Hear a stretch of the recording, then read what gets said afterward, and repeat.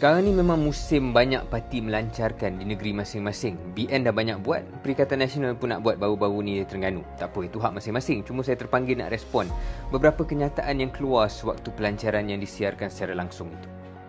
Terengganu ni macam orang kata dah foregone conclusion. Dalam bahasa Inggeris ni dah tahu dah. Menang besar dah. Apalagi dengan kerjasama dan juga sokongan walaupun tak sebesar mana daripada Parti Bersatu dan Gerakan. Saya fikir mungkin kita boleh menang 100% kursi di peringkat Dewan Negeri ataupun di peringkat Parlimen di Terengganu ini. Yang headline-nya ialah Tan Sri Muhyiddin berkata bahawa Terengganu ni seolah-olah foregone conclusion, iaitu mereka yakin menang 100% kursi DUN Terengganu. Bukan tak biasalah kita dengar dakwaan Perikatan Nasional ni akan menang besar. Saya bagi contoh beberapa tempat lain yang dia pernah claim benda yang sama dan hakikatnya mungkin berbeza. Tapi tak apalah, kita faham mungkin sebagai orang politik nak bakar semangat. Cuma saya lebih tertarik dengan satu dakwaan. Dakwaannya bahawasanya bawah Datuk Dr. Samsuri, Kerajaan Negeri PAS Terengganu ni dah melaksanakan 100% manifestonya untuk PRU14. Jom kita tengok apa 20 janji manifesto yang kononnya dah diselesaikan 100% tu. Kita bincang tentang soal manifesto kehadapan. Dia maklum pada saya bahawa di Terengganu ini semua yang telah pun ditawarkan dalam manifesto kerajaan dalam pilihan dulu sudah pun dilaksanakan. Rupanya bila kita selidik, tak semudah itu ataupun tak sebegitu. Pertamanya, banyak sebenarnya manifesto PAS tu adalah inisiatif yang sudah dimulakan oleh BN.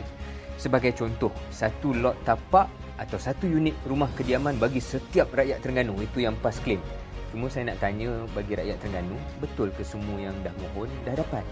Yang saya tahu, tahun 2017, Kerajaan BN Terengganu bagi sebanyak 5,900 lot tanah kosong. Tak janji pada semua rakyat Terengganu, tapi kita yang mulakan. Yang sekarang ni semua rakyat Terengganu dah dapat dah bawah PAS. Kedua, peruntukan RM300 lesen motosikal. Ni dah dibuat bawah BN. Ketiga, kahwin percuma kali pertama je lah, dah dimulakan oleh BN. Air percuma 20 meter padu setiap bulan bagi golongan miskin. Ini pun dah dibuat oleh BN. Pusat Pemulihan Dadah secara holistik, ini pengumuman bekas MB Terengganu daripada BN. Lah, itu bab tiru inisiatif BN. Mungkin ada juga janji manifesto lain yang original. Apa yang original ya? Satu, PAS menjanjikan menyediakan 20,000 peluang pekerjaan dalam tempoh 4 tahun. Itu manifesto original dia. Logiknya, bila kita janji menjana peluang pekerjaan, biasanya kita akan jana dalam negeri sendirilah sebab kita kerajaan negeri. Tapi hebatnya taktik politik Kerajaan Tinggi Terengganu ni, Terengganu menjadi negeri pertama dalam dunia menyediakan peluang pekerjaan di negeri lain. Kemudian dia claim dia dah dapat selesaikan manifesto. Janji manifesto yang original kedua, tanah Rizab Melayu 118 hektar ke 1,000 hektar. Saya nak tanya apa data terkini, dah capai ke 1,000 hektar tu? Dua perkara ini saja sudah menunjukkan kalau PAS Terengganu tak ciplak idea BN, mereka memang confirm masih belum tunai 100% manifesto seperti mana didakwa oleh Tan Sri Muhyiddin dalam pelancaran PN Terengganu tempoh hari. Itu kenyataan kedua. Pertama tadi kononnya menang foregone conclusion, keduanya soal manifesto yang kita pertikaikan, yang ketiga ni kenyataan yang bukannya datang dari Tan Sri Muhyiddin tapi daripada Tuan Guru Haji Hadi. Kali lagi, buat kesekian kalinya, PAS dan pemimpinnya ambil peluang untuk menyalahkan UMNO berkenaan dengan Muafakat Nasional. Kononnya PN ini terpaksa ditubuhkan sebab UMNO tak terima PPBM dalam MN. Betul ke tidak dakwaan ini? Macam inilah, fakta tak menipu. Surat jemputan untuk PPBM menyertai Muafakat Nasional, sign by both UMNO dan PAS ya. Kita hantar surat pada PPBM bila? Ini fakta, 13 Ogos 2020. Hantar dah surat. Tetapi 16 hari selepas itu, Perikatan Nasional tiba-tiba melancarkan logo dan bendera mereka.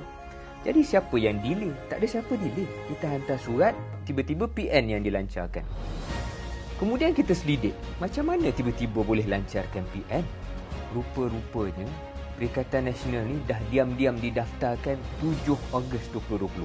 Jadi dia daftar Perikatan Nasional dulu, baru dia terima surat MN. Jadi jangan salahkan UMNO konon-kononnya melengahkan kemasukan PPBM dalam Muafakat Nasional.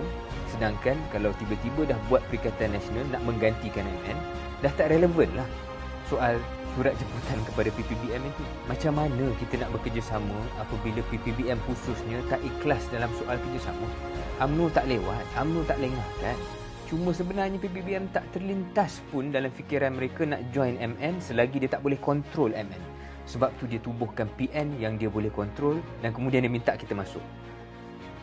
Sorry, tak masuk.